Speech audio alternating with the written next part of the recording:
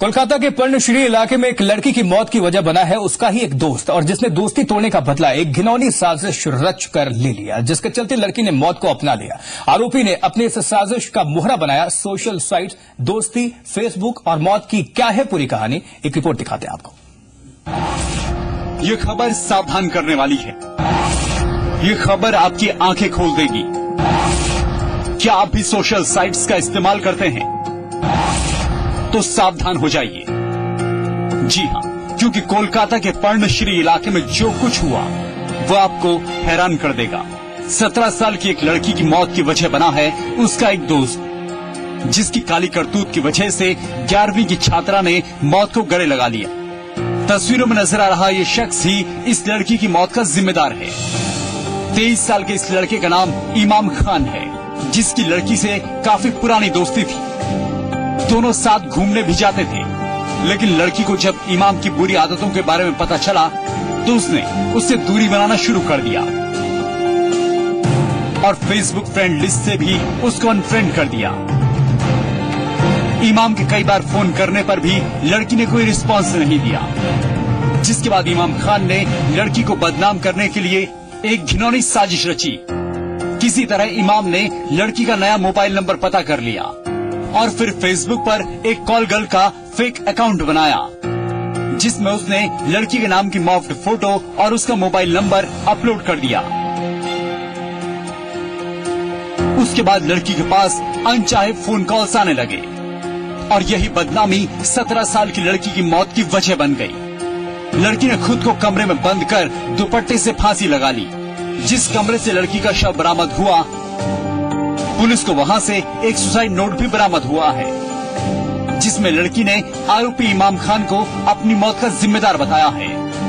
फिलहाल पुलिस ने आरोपी शख्स को गिरफ्तार कर लिया है। लेकिन आज के जिस समाज में सोशल साइट्स को एक दूसरे से जोड़ने का जरिया माना जा रहा है, वहीं इस तरह के वारदातों के बाद सवाल सोशल साइट्स पर भी उठने लाजमी है। ब्यूरो रिपोर्ट, जी मीडिया। कोलकाता के बाद बात राजधानी दिल्ली की, जहां राजधानी दिल्ली में एक कारोबारी की बड़ी बेरहमी से हत्या कर दी गई। वारदात दिल्ली के न्यू राजेंद्र नगर की है और घर में घुसकर तरुण बजाज के जिस्म पर चाकू से पूरे 20 बार वार किया गया। तरुण का केबल का बिजनेस है और कत्ल के पीछे कोई रंजिश है या फिर लूटपाट के इरादे से हत्या की गई है, ये साफ अब तक नहीं हो सका है। फिलहाल पुलिस मामले की तफ्तीश में जुटी हुई है। दिल्ली में कारोबारी की बेरहमी से हत्या, पॉश इलाके में हत्या से सनसनी, चाकुओं से गोदकर कारोबारी की हत्या। एक नहीं, दो नहीं, 20 बार चाकुओं से वार। कारोबारी की हत्या की वजह क्या? दिल्ली के बिजनेसमैन की मर्डर मिस्ट्री। दिल्ली में खाकी का खौफ मानो बदमाशों के जहन से काफूर हो गया हो, क्योंकि दिल्ली के न्यू राजेंद्र नगर इलाके में जो वारदात घटी है वो इसी ओर इशारा कर रही है। 25 जून को दिन दहाड़े केबल कारोबारी तरुण बजाज की बड़ी बेरहमी से हत्या कर दी गई। हमलावरों ने तरुण बजाज के शरीर पर चाकू से 20 से ज्यादा वार किए और फिर आराम से चले भी गए। दिन दहाड़े घटी इस वारदात की जानकारी मिलने पर इलाके के लोगों में हड़कंप मच गया। वारदात के वक्त तरुण घर में अकेले ही थे। तरुण की हाल ही में हार्ट सर्जरी हुई थी। हमलावर ने उनके सीने पर भी चाकू से कई वार किए। हैरानी की बात यह है कि इस वारदात को बड़ी खामोशी से अंजाम दिया गया। आसपास के लोगों को इस वारदात की भनक तक नहीं लग सकी। मिसेज उनकी गवर्नमेंट जॉब में है, वो सुबह अपना गवर्नमेंट जॉब में गई हुई थी, उनको पता ही नहीं था। इनका साथ में नेवल केबल का नेटवर्क का कार्यक्रम है, वो एक अपना व्यवसाय है, बिजनेस है, और ये उसके साथ अटैच थे जी। मिलना जुलना, किसी से कोई फालतू बात नहीं करनी और अपने काम से मतलब रखना, इस प्रकार के लोग थे ये यही तो हमारी सोच से बाहर है ना जी। अभी अभी लोगों को पता लगा, लोग सारे चंबे में है कि इस कॉलोनी में भी इस प्रकार की चीज हो जाए, और जो कि हम सबसे लोग से मानते हैं जी राजेंद्र नगर को जी। फिलहाल अभी तक ये साफ नहीं हो पाया है कि कत्ल के पीछे कोई रंजिश है या फिर हमलावर का इरादा लूटपाट का था। साथ ही हमलावरों की तादाद कितनी थी, ये भी सवाल बना हुआ है। फिलहाल पुलिस ने मामले की जांच शुरू कर दी है। आस पड़ोस वालों के साथ परिवार के लोगों से भी पूछताछ की जा रही है। साथ ही तरुण बजाज के बिजनेस से जुड़ी बातों की भी पड़ताल की जा रही है। तरुण बजाज जी हैं, इनकी उम्र करीब 51 साल है। यहाँ पे 433 न्यू राजेंद्र नगर में रहते हैं। करीब 6:15 के करीब उनको इन्फॉर्मेशन मिली थी कि यहाँ पे मर्डर हुआ है। हम यहाँ पे आए तो इनको स्टैप किया गया है और हमने उस पर मर्डर का मुकदमा दर्ज कर रहे हैं और इन्वेस्टिगेशन शुरू कर रहे हैं। ऑल काइंड ऑफ पॉसिबिलिटीज को एग्जामिन कर रहे हैं। अपैरेंटली क्या लग रहा है? अभी कहना मुश्किल है, बहुत ही प्रारंभिक जांच की स्टेज है ये। तो जो भी पॉसिबिलिटीज हैं उसको हम एग्जामिन कर रहे हैं। रैंसैक किया गया क्या सर घर में कुछ? ऐसा लगता नहीं कि कुछ गया है और एंट्री भी अपेरेंटली फ्रेंडली है। दिल्ली में घटी ये वारदात अपने पीछे कई सवाल छोड़ गई है। क्या तरुण की हत्या करने वाले उसकी जान पहचान वाले थे? क्योंकि हमलावरों ने फ्रेंडली एंट्री की थी। यही नहीं, क्या आस पड़ोस के लोगों ने शाम के वक्त तरुण के घर आते जाते किसी को नहीं देखा था? सवाल कई हैं जिनके जवाब पुलिस की जांच के बाद ही सामने आ सकेंगे। तरुण बजाज की हत्या अभी तक एक मर्डर मिस्ट्री ही बनी हुई है। ब्यूरो रिपोर्ट, जी मीडिया। इधर दिल्ली के सब्जी मंडी इलाके में बीती रात गैंग वॉर की वारदात सामने आई है और दो गैंग्स के बीच जमकर हुई फायरिंग में एक शख्स की मौत हो गई है और 3 लोग घायल हो गए हैं। घटना देर रात 12:30 बजे की है और गैंग वॉर में मरने वाले शख्स का नाम राजीव है। घायलों का अस्पताल में इलाज कराया जा रहा है और पुलिस मामले की जांच में जुटी हुई है।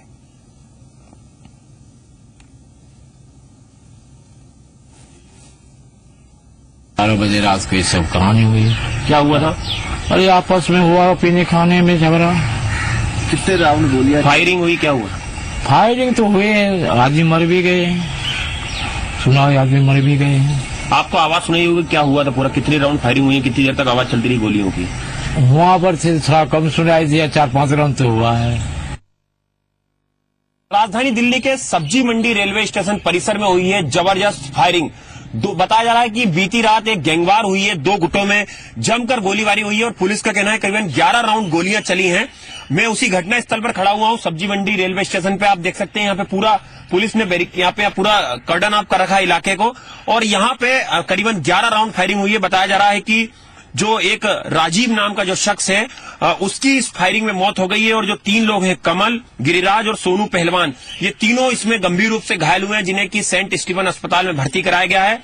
वहीं इसमें बताया जा रहा है कि जो 2 बदमाश हैं उनके साथ करीबन 7 से 8 लोग और शामिल थे, जिनकी तलाश की जा रही है, जिसमें एक करण नाम का शख्स बताया जा रहा है और बाकी उनके साथी हैं जो इस फायरिंग में शामिल थे। बताया जा रहा है कि शराब पी थी एक पार्टी के बाद और उसके बाद दोनों गुटों में आपस में झगड़ा हुआ है और करीबन पुलिस को अभी तक 5 राउंड जो गोलियों के खोखे हैं वो मिल चुके हैं, पुलिस ने बरामद कर लिए हैं। और करीबन 12:30 रात को ये ताबड़तोड़ गोलियों से पूरा रेलवे स्टेशन कांप उठा था और बताया जा रहा है रेलवे स्टेशन परमिसेस के अंदर ही ये गोलीबारी हुई है। फिलहाल जो पुलिस है वो अब आरोपियों की तलाश में है और बताया जा रहा है कि ये क्रिमिनल्स थे, बदमाश हैं, जिन्होंने की गोलीबारी की है आपस में दोनों गुटों में जिसमें झगड़ा हुआ है। तो फिलहाल पुलिस उनकी तलाश में जुट गई है। पुलिस को कुछ सुराग भी मिले हैं जिसको लेकर पुलिस लगातार इसमें काम कर रही है। लेकिन जिस तरह से राजधानी दिल्ली में रेलवे स्टेशन परिसर के अंदर गोलीबारी होती है वो अपने आप में काफी डराने वाला है और इससे सुरक्षा व्यवस्था पर कई सवाल खड़े होते हैं। आनंद तिवारी, जी मीडिया, दिल्ली। दिल्ली के बाद बात करते हैं हरियाणा की, जहां हरियाणा के गुड़गांव में रोडवेज के कर्मचारियों की गुंडागर्दी सामने आई है और रोडवेज कर्मचारियों ने जमकर मारपीट की है और ये पूरी घटना 4 सीसीटीवी कैमरों में कैद हुई है। इस मारपीट में 5 लोग घायल हुए हैं और जिसमें से एक की हालत गंभीर बताई जा रही है।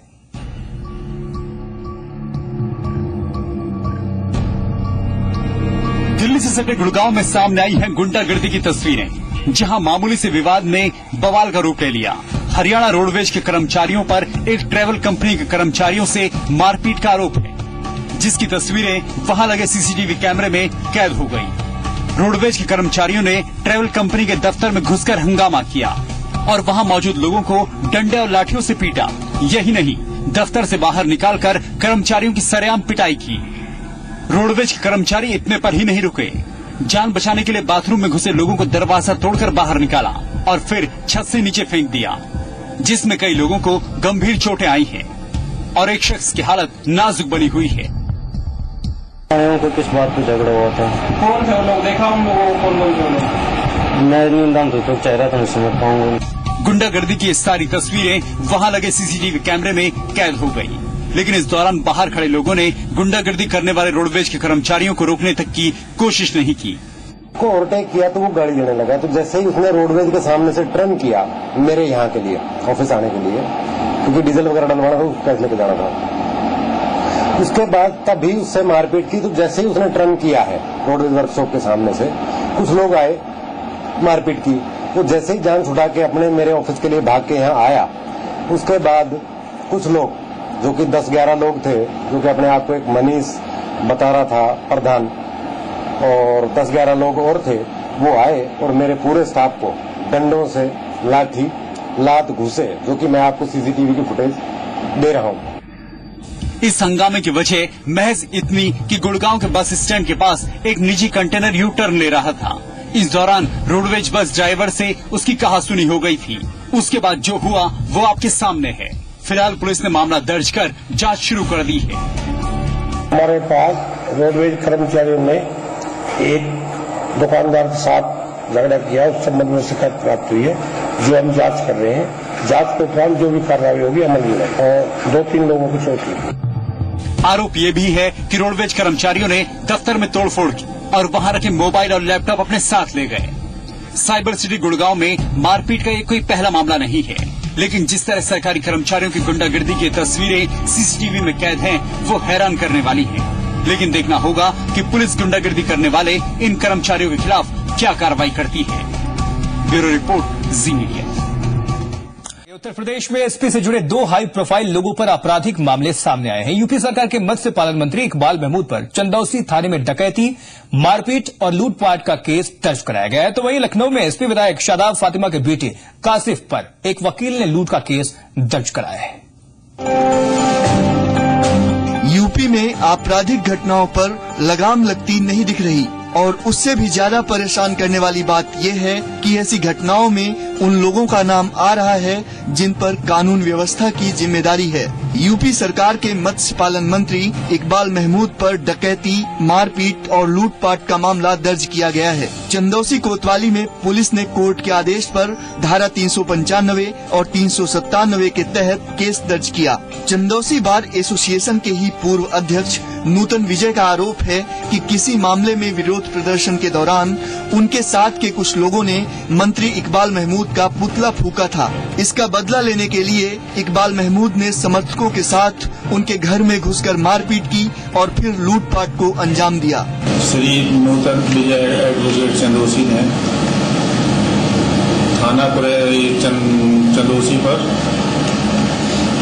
156(3) के माध्यम से एक मुकदमा कायम कराया है, जिसमें इकबाल महमूद मंत्री जो हैं उत्तर प्रदेश सरकार के, इनका नाम भी उसमें लिखाया है। और उन्होंने आरोप लगाया है कि घर में घुसकर गंदी गंदी गालियां दी हैं और लात घूसों से मारपीट की है। इन लोगों ने मेरे साथ मारपीट की, मेरे घर में घुस के मेरी चैन तोड़ के ले गए और साइकिल उठा के ले गए। कबाड़ी हैं ये लोग। मैंने इकबाल महमूद का पुतला फूका था कि उसने सापा में रहते हुए सापा का विरोध किया, इस वजह से मैंने उसका पुतला फूका था कचहरी के गेट पे। हालांकि मंत्री इकबाल महमूद खुद पर लगे सभी आरोपों को झूठा बता रहे हैं। नूतन विजय जी ने हमारा पुतला चंदौसी के अंदर फूका था। उस पुतला फूकने के ऊपर समाजवादी पार्टी के समर्थकों ने थाने में एफआईआर लिखाई थी। उसके ही विरोध में एक एप्लीकेशन नूतन विजय जी ने कोतवाली चंदौसी में दी, जिसको एक्सेप्ट नहीं किया गया था। ये सरासर सब चीजें झूठ है।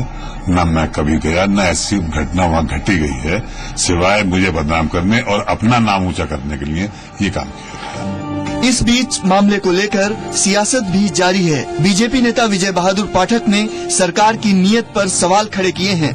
नहीं, देखिए, यह तो उत्तर सरकार को देना है कि क्या कारण है कि उसके मंत्रियों पर, उसके विधायकों पर, उनके यहाँ सम्मानित लोग ऊपर इस तरह के मुकदमों की स्थिति बन रही है, समाज में चर्चा का विषय बन रहे हैं।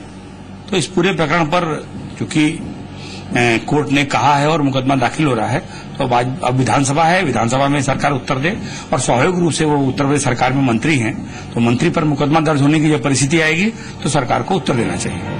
वहीं लखनऊ में एसपी विधायक शादाब फातिमा के बेटे पर भी लूट का केस दर्ज किया गया है। वकील की गाड़ी छीनने और मारपीट के मामले में देर रात फातिमा के बेटे कासिफ को गिरफ्तार किया गया था, लेकिन बाद में पुलिस ने उसे निजी मुचलके पर छोड़ दिया। बताया जा रहा है कि गोमती नगर इलाके में पीड़ित अभिनव और कासिफ की गाड़ी की टक्कर हो गई थी, जिसके बाद विवाद बढ़ा और एडवोकेट ने केस दर्ज कराया था। पुलिस ने दोनों गाड़ियों को कब्जे में ले लिया है।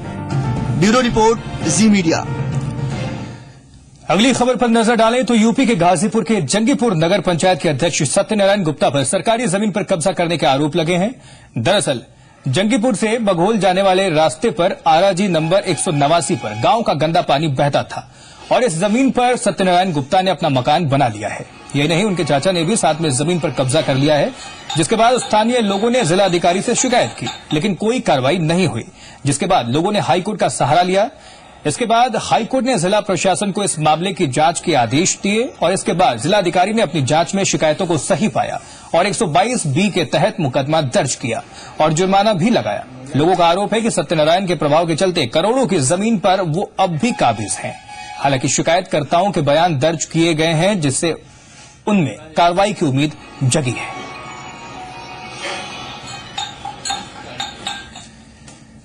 तो जी संगम फॉलोअप में बहरहाल इतना ही। आप बने रहिए जी संगम के साथ, खबरें लगातार जारी हैं। नमस्कार।